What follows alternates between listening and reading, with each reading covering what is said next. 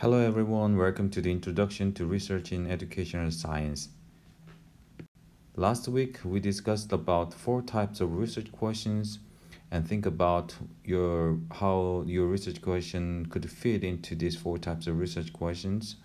And we also discussed about four types of scales of measurement, and I hope you are familiar with this concept of nominal, ordinal, interval, and ratio scales. And we also studied about three types of central tendency, mean, median, and mode, and two types of sampling method between biased and unbiased sampling. And during this week, we will discuss about the research design and survey design, which is really important part of the quantitative study. In this video, we will see what kind of variables are used in the quantitative study and what are the experimental and control groups, and also different types of experimental design among true, quasi, and pre-experiment.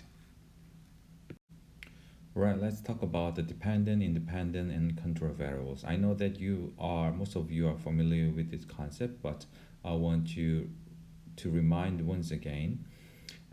As a definition, a dependent variable is what you want to measure, and an independent variable is what you want to change, and a control variable is what you want to keep the same. So here in this picture, if you could see, here's a little plant and somebody waters on the plant, and there are soils and little sunshine over here. So in the case, we want to see if the amount of water affect to the height of the little plant. In the case, we can say that the height is the dependent variables, this one, and the amount of water would be the independent variable, and other variables such as the nutrition in the soil and the sunshine will be the control variables that we want to keep the same. So when we conduct experiment, we used to have the experimental and control groups. The experimental group is a group that received the treatment, and the treatment is independent variables. And in the case, it can be an amount of water. And control group is a group that does not receive any treatment. So there is a two part which is identically same, which means that there are same nutrients in the soil, and we put the 10 bean seeds. So in here, the identical part is the control variables. And then for the experimental group, we pour out the proper amount of water, and to the control group, we didn't give any water. And this amount of water is an independent variable. And in the end, we see that 9 out of 10 seeds sprouted in the case of the experimental group, and there were nothing in the control group. So the dependent variable that we see is that the seeds that sprout. So we see that the amount of water, the independent variable, affect to the result that is the dependent variable. When we control all other environment as same as possible. So let's think about independent, and control variables in the education studies. For instance, we want to see what factors affect to the academic success in high school. In the case, the academic success becomes dependent variables. And we want to see whether the family commitment affect to the academic success. So we can call the family commitment as an independent variables. But there are other factors that might affect to the academic success, such as socioeconomic status and the early achievement. So we need to control them to see the pure effect of the family commitment to the academic success. So in the case, early achievement, socioeconomic levels, or gender could be the control variables. So we talked about three variables and experimental and control groups. And based on this concept, we'll learn about the types of research design, such as true, quasi, and pre-experiment. First, true experimental design.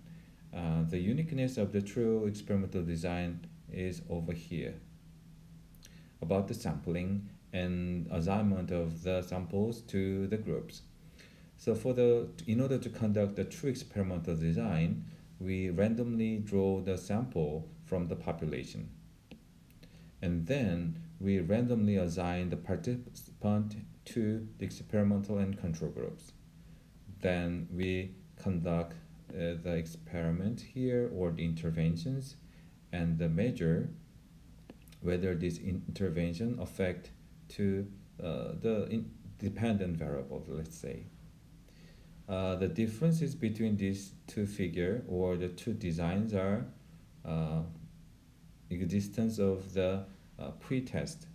Although we randomly assign the samples and randomly assign the sample into the different groups, we are not sure if the initial phase are equivalent.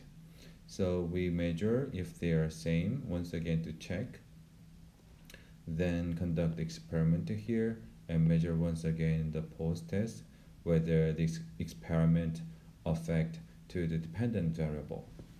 So it seems like it's better to have the pre-test and the post-test both rather than having only the post-test. But there's a reason why we don't have the pre-test over here, because sometimes if we conduct the pre-test, the participants may notice about the experiment and they are thinking about the aim of the research because they knows about it due to the pre-test, and their behavior are more friendly to the research, so it also distorted the result, and we call it as the pre-test sensitization.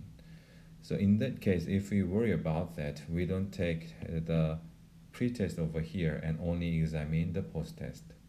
And the third type of the tree experimental design is the Solomon four-group design.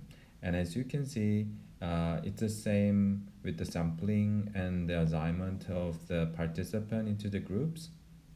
But here are four groups, and it involves the two previous research design as pre-post test both and the post test. So it also can measure if there's any pre-test sensitization or not. Alright, the second type of the experimental design is quasi-experimental design. The differences between the true and quasi is how we pick the sample and how to assign them into the different group. Not like a true experimental design, we use the intact group. Intact group means that we don't mix or randomly assign the people, but instead we use we use the sample as it is. For instance, at school, if we want to test whether certain teaching approaches may affect to the student interest in certain subject, and it's really maybe hard in reality to mix them into the different classes. If there are four classes like an A, B, C, D, we give the experiment to the class A, B, and we didn't give any intervention to the C, D.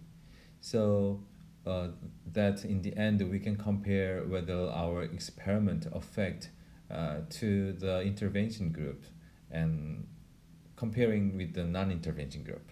So that's the intact group in the quasi-experimental design. And overall experimental design are as similar as a true experiment. As you can see in the first figure, it only have the pre-test, post-test over here after the interventions, while the second one has a pre-test and a post-test over here after the intervention. And the merits and the risks of the two experimental designs are the same as a true experimental design. The third type of the experimental design is pre-experimental design. And as you can see in the figure, it's really different with true and quasi-experiment because there is no control group, right? Otherwise, it's same as it has used the intact group over here, and in this figure there's only post test, and here a post, no, pre and post test over here, but here also there is no control group. And in educational studies, you also can see many cases that only they give the they only have the experimental group without control group. But there's a lot of, let's say, the risk about only having the control group. For instance, this is the result only from the experimental group. Actually, it has a control group. But I will show you the result comparing the experimental control group in the next session. But this in this result, you can see the result of the experimental group. There was interventions between the 2015 and 2018 at school, and we measured if the intervention changes the student interest and self-concept. And this mark shows the significant differences between the pre and post. The yellow line is the pre, the blue line is the post.